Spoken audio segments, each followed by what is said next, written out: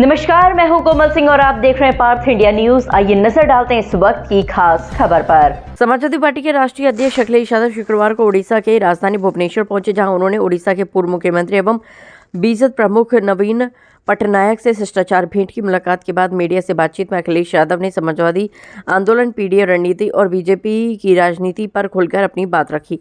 अखिलेश यादव ने कहा कि नवीन पटनायक के पिता बीजू पटनायक के साथ नेताजी मुलायम सिंह यादव ने लंबे समय तक काम किया था, जो एक ऐतिहासिक रिश्ता है। उन्होंने कहा कि आज वह और नवीन पटनायक दोनों ही कहीं न कहीं भारतीय जनता पार्टी से लड़ रहे हैं। नवीन पटनायक एक वरिष्ठ नेता है और ओडिशा के विकास में उनका और उनके पिता का बड़ा योगदान रहा है। सपा अध्यक्ष ने कहा कि पार्टी की कोशिश है कि ओडिशा में भी समाजवादी पार्टी का विस्तार हो और पीडीए को आगे बढ़ाया जाए। उन्होंने कहा कि हम लोग उड़ीसा आते रहेंगे। यहाँ का पुराना समाजवादी आंदोलन रहा है, जिससे नेताजी और बीजू पटनायक जैसे बड़े नेता साथ आए थे। उसी परंपरा को आगे बढ़ाने की कोशिश होगी। अखिलेश यादव ने कहा कि भगवान जगन्नाथ के दर्शन करने के बाद वह यहाँ उपचुनाव के दौरान भी आ चुके हैं। उन्होंने कहा, साल भर के अंदर ये मेरा तीसरा दौरा है। उपचुनाव के समय मैंने कहा था हम पीडीए का पेड़ लगाने आए हैं। हमें उम्मीद है कि उड़ीसा की जनता इसे आगे बढ़ाएगी। मैं पिछली बार जब आया था भगवान जगन्नाथ जी के दर्शन करके और उसके बाद यहाँ बाई इलेक्शन में भी मैं पहुंचा था, तो अगर हम ये माने साल के 365 दिन, तो मैं तीसरी बार मुझे आने का मौका मिला है।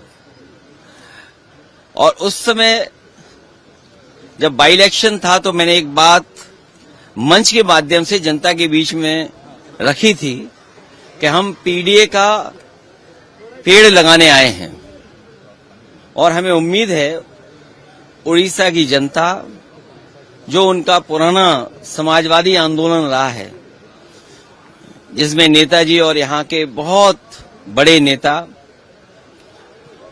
बीजू पटनायक जी और तमाम समाजवादी विचार के लोग साथ आकर के एक बड़ी ताकत बने थे। हमारी कोशिश होगी कि पीडीए को हम लोग आगे बढ़ाएं, साथ ही साथ उड़ीसा हम लोग आते रहेंगे।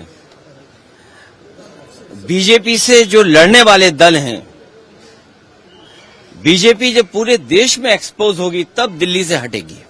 उन्होंने ये भी कहा कि जो दल बीजेपी से लड़ रहे हैं, जब बीजेपी पूरे देश में एक्सपोज होगी तो सत्ता से बाहर होगी। बीजेपी पर हमला बोलते हुए अखिलेश यादव ने कहा कि जब जब बीजेपी कमजोर होती है वह कम्युनल एजेंडा अपनाती है।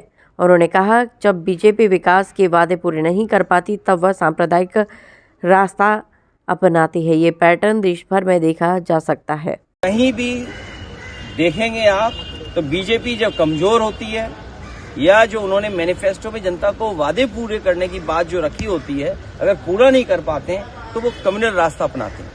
उड़ीसा में इसीलिए समाजवादी पार्टी डिवीजन की पॉलिटिक्स नहीं करना चाहती। हम सबको जोड़ के राजनीति करना चाहते हैं। यही विजन जो कार्यक्रम जगह जगह कर रहे हैं, डिवीजन की पॉलिटिक्स खत्म हो, लोगों को जोड़ के एक साथ चलने की पॉलिटिक्स हो। सर, बीजेपी स्वयं कह रहा है कि महाराष्ट्र इलेक्शन में इस बार उनका सरकार बनेगा, जो ठाकरे का सालों से राज था वो हटेगा और महाराष्ट्र में भी कर रहा है। बीजेपी से सीखने को भी बहुत कुछ है। वो पॉलिटिकल पार्टी नहीं है, वो पॉलिटिकली प्रोफेशनली रन करते हैं अपने आप। और जो नया जमाना है डाटा चोरी का, कभी सोचा था आपने 5 साल पहले, 3 साल पहले कि इलेक्शन होने जा रहा हो, कोई पॉलिटिकल पार्टी अपनी एजेंसियां लगाए और डाटा चोरी करने के लिए जाए? तो ये नए तरह की चीजें हैं। प्रोफेशनल पॉलिटिक्स करती है बीजेपी। बीजेपी प्रोफेशनल गिनती करके डेटा पे एक एक बिंदी बैठा करके तब फैसला लेते हैं। इसलिए जिसको हराना है बीजेपी को, उसको उसी तरीके से तैयारी करनी पड़ेगी। और बीजेपी का रिसोर्सेज की कोई कमी नहीं है। उड़ीसा उनके हाथ में, तो रिसोर्सेज की कहाँ कमी होगी?